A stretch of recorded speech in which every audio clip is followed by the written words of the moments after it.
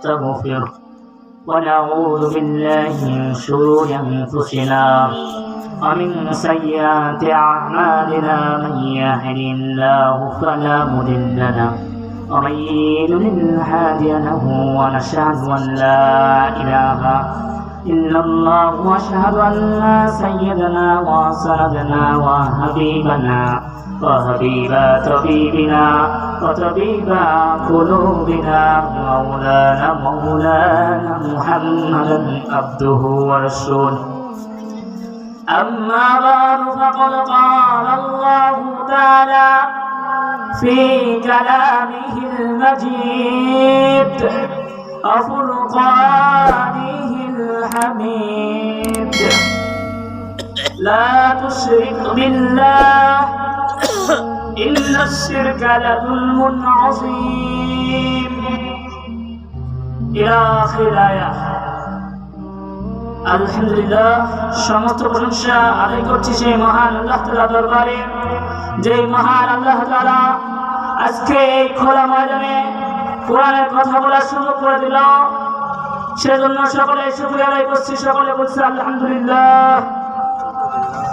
আল্লাহ তাআলার অশেষ মেহেরবানি যে সূরাকাটা গ্রামে আজকে কোরআন ও হাদিসের আলোচনা হইতেছে। কারণ যেখানে কোরআন ও হাদিসের আলোচনা হয় সেইখানে জায়গার দাম অনেক বেড়ে যায়। সম্মানিত হাজির, যারা এখনো মঞ্চের মধ্যে উপস্থিত হতে পারেন নাই তারা অতি শীঘ্রই মঞ্চের মধ্যে উপস্থিত হয়ে যান। কারণ যেখানে কোরআন হাদিসের আলোচনা শুরু হয়ে যায় সেটা সাময়িক জান্নাতের বাগান হয়ে যায়, রিয়াজুল জান্নাহ। আমি ভূমিকা লম্বা নেব না, সংক্ষিপ্ত সময়ের কথা আমি শেষ করবো ইনশাআল্লাহ। শিরকের শাব্দিক অর্থ হলো অংশীদার বানানো, অংশীদার সাব্যস্ত করা। পরিভাষায় শিরক বলা হয় আল্লাহ তাআলার সাথে কাউকে অংশীদার বানানো, আল্লাহ যে গুণে গুণান্বিত অন্য কাউকে ওই গুণে গুণান্বিত করা। হাজির, আমি আপনি এমন একটি সময় এসেছি যে সময়টার অনেক দাম, যে সময়টার মূল্য অনেক, এবং আমি আপনি সবচেয়ে সম্মানিত ব্যক্তি উম্মত হতে পেরেছি, যিনি না হলে কিছুই হতেন না। তার উম্মত আল্লাহ রাব্বুল আলামিন আমাদেরকে হওয়ার সুযোগ করে দিয়েছে। সেজন্য তার সাথে তার উপরে সকলে ভক্তি সহকারে একবার দরুদ করছি জনাবে মুহাম্মদুর রাসূলুল্লাহ সকলে করছি সাল্লাল্লাহু আলাইহি ওয়াসাল্লাম। আমি আমার মূল আলোচনার দিকে যাইতেছি। আমি যে আয়াতটি পাঠ করেছি সূরা লোকমানের মধ্যে আছে। লোকমান আলাইহিস সালাম তার সন্তানকে ওসিয়ত করছে, ইয়া বুনাইয়া লা তুশরিক বিল্লাহ, হে আমার বাচ্চা, হে আমার সন্তান, হে আমার কলিজার টুকরা, তুমি আল্লাহর সাথে কাউকে শরীক করো না। কারণ ইন্না শিরকা লা যুলমুন আযীম, নিশ্চয় শিরক হলো কঠিন অন্ধকার। শিরকের গুনাহ বড়ই ভয়াবহ, মারাত্মক। হাজির, শিরকের গুনাহ ভয়ঙ্কর। কারণ আল্লাহ রাব্বুল আলামিন বলেন আমি সব কিছু ক্ষমা করে দিতে পারি, তবে শিরক এবং কুফরের গুনাহ ব্যতীত। আয়াতের মধ্যে আল্লাহ রাব্বুল আলামিন বলেন ইন্নাহু মান ইউশরিক বিল্লাহ ফাকাদ হারামাল্লাহু আলাইহিল জান্নাহ, যে ব্যক্তি আল্লাহর সাথে শরীক করবে আল্লাহ তাআলা তার উপর জান্নাতকে হারাম করে দেন। সকলে বলেন নাউযুবিল্লাহ। শিরক এমন একটি বড় মারাত্মক ভয়াবহ গুনাহ। আল্লাহ রাব্বুল আলামিন আমাকে আপনাকে মুসলমানের ঘরে জন্ম হওয়ার শুরু করে দিলেন, দিয়ে নামধারী মুসলমান আমরা তো হয়ে গেছি, বাড়ায় মুসলমান দাঁড়ায় মুসলমান, সে সূত্রে আমিও মুসলমান। তারপরেও বর্তমান সমাজে মুসলমান হয়েও গুনার ভিতরে লিপ্ত হতেছি, মুসলমান হয়েও বেপনা লিল্লাহে কাজ করতেছি। এটা আমাদের খেয়াল নাই, এটা আমরা বুঝতেছি যা আমাদের অজান্তে শিরক হয়ে যেতেছে, আমাদের অজান্তে গুনাহ হয়ে যেতেছে, আমরা কিছুই জানি না। সম্মানিত হাজিরিন, আল্লাহ রাব্বুল আলামিন কোরআন কারীমের মধ্যে বলেন যে তোমরা মুসলমান না হয়ে ইয়া আইয়ুহাল্লাযীনা আমানু তাকুল্লাহা হাক্কা তুকাতিহি ওয়া লা তামুতুন্না ইল্লা আনতুম মুসলিমুন, হে ইমানদার ভাইরা তোমরা আল্লাহকে ভয় করার মতো ভয় করো। ভয় করার পরে পরিপূর্ণ মুসলমান না হয়ে কবরে এসো না। ভয় করার মতো ভয় করতে বলছে, তার মানে আমি যা কিছু করি না কেন সবকিছু আল্লাহ রাব্বুল আলামিন দেখতেছে। আমি যদি প্রকাশ্যে কোনো কিছু করি যেমন আল্লাহ তাআলা দেখেন, ঠিক গোপনে আমি যদি কোনো কিছু করি গুনাহ করে ঠিক আল্লাহ তাআলা দেখেন। আমি যদি প্রকাশ্যে গুনাহ করি ঠিক যেমন আল্লাহ তাআলা দেখতে পারে, আমি যদি গোপনে গুনাহ করি আল্লাহ তাআলা ঠিক দেখতে পারেন। সম্মানিত হাজিরিন, এজন্য আমাদেরকে পরিপূর্ণ মুসলমান হতে হবে, পরিপূর্ণ ঈমানদার হতে হবে। পরিপূর্ণ মুসলমান না হয়ে, পরিপূর্ণ ঈমানদার না হয়ে কবরে যেতে নিষেধ করেছে আল্লাহ রাব্বুল আলামিন। আল্লাহর সাথে শরীক করতে নিষেধ করেছে। আজকে মুসলমান বোঝে না, তাই শরীক করে বসে। আল্লাহ তাআলা যে গুণে গুণান্বিত, সেই গুণ মানুষের মধ্যে ফিট করতে চায়। আল্লাহ তাআলা সন্তান দেওয়ার মালিক, অথচ মানুষ বিশ্বাস করে যে তার কাছে গেলে সন্তান হবে, মাজারে গেলে সন্তান হবে, বাজারে গেলে সন্তান হবে। চোখ বন্ধ করে কুফরি আর শিরক ছাড়া আর কিছু না। সম্মানিত হাজির, এজন্য আমাদেরকে বেরোতে হবে, আমাদের মাইন্ডসেটকে চেঞ্জ করতে হবে, আমাদের পরিপূর্ণ আকীদা হবে একমাত্র আল্লাহ তাআলা সব ক্ষমতার মালিক, আল্লাহ তাআলা সার্বভৌমত্বের মালিক, সার্বভৌমত্বের মালিক আল্লাহ তার কেউ নেই। আল্লাহকে একমাত্র আইনদাতা, আল্লাহকে একমাত্র বিধানদাতা, আল্লাহকে মনে প্রাণে রব মানার নামই হলো আমি পরিপূর্ণ ঈমানদার, পরিপূর্ণ মুত্তাকি। আর আমি আপনি আল্লাহকে বিশ্বাস করি, মাজারেও যাই, মসজিদেও চেষ্টা করি, মাজারেও চেষ্টা করি, বাজারেও চেষ্টা করি, পথকাছেও চেষ্টা করি। হে মুসলমান শুনে নাও, স্পষ্ট ভাষায় মেসেজ দিতে হচ্ছে যে তোমার ওই চেষ্টার কোনো দাম নেই, যে চেষ্টা আল্লাহ বাদে অন্য কারোর জন্য হয়। তাহলে আমি আপনি ঈমানদার থেকে খারিজ হয়ে যাব, ঈমানদার থেকে বের হয়ে যাব। সম্মানিত হাজির, এই ঈমানের অনেকটা অনেক কষ্ট করে সাহাবায়ে কেরাম ঈমান পেয়েছে, কিন্তু আমি আপনি কষ্ট ছাড়া ঈমান পেয়েছি, তারপরেও আমি আপনি শিরক করতেছি।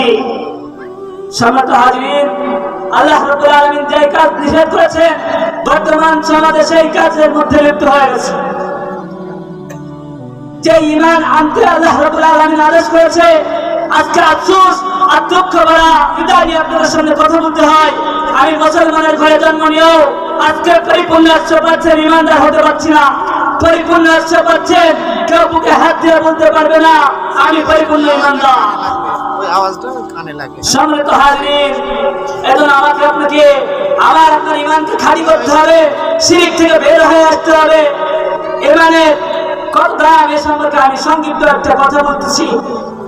ঈমান আমি আপনি এমনিতে পেয়ে গেছি এমনটা নয়। ঈমানের জন্য আকাবিরগণ কষ্ট করে গেছে, রাসূল আকরাম কষ্ট করেছে, রাসূল আকরামের সাহাবায়ে কেরাম কষ্ট করেছে। একজন সাহাবার ঘটনা আমি আপনাদের সামনে তুলে ধরতে চাই। সেই সাহাবাকে সকলে চেনে। সাহাবার নাম হলো হযরত বিলাল রাদিয়াল্লাহু তাআলা আনহু। ইনি কত বড় ঈমানদার এবং আল্লাহ ভীতি তার ঘটনা থেকে বুঝে আসে। ইনি একজন হাবশী গোলাম ছিল। তার অবস্থা বড়টা ভালো ছিল না।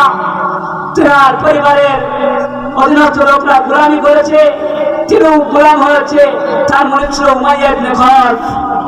তিনি রাসূলের প্রতি ঈমান আনার কারণে উমাইয়া ইবনে খালফ তাকে নির্যাতন করেছে। উমাইয়া ইবনে খালফ হযরত বিলাল রাদিয়াল্লাহু তাআলা আনহুকে ঈমানের কারণে কঠোর থেকে কঠোর শাস্তি দিয়েছে এবং বলেছে তুমি ঈমান ছেড়ে দাও, মুহাম্মাদের প্রতি ঈমান এনো না, মুহাম্মাদের পথ থেকে ফিরে আসো। তারপরেও হযরত বিলাল রাদিয়াল্লাহু তাআলা আনহু তার কথা শুনেন নাই, সে ঈমানের উপর অটল থেকেছে। তাকে কত কষ্টের সম্মুখীন হতে হয়েছে ঘটনার মধ্যে আছে। উনি ঈমান আনার কারণে উনার জিহ্বাকে গরম শিক দ্বারা ছিদ্র করা হয়েছে।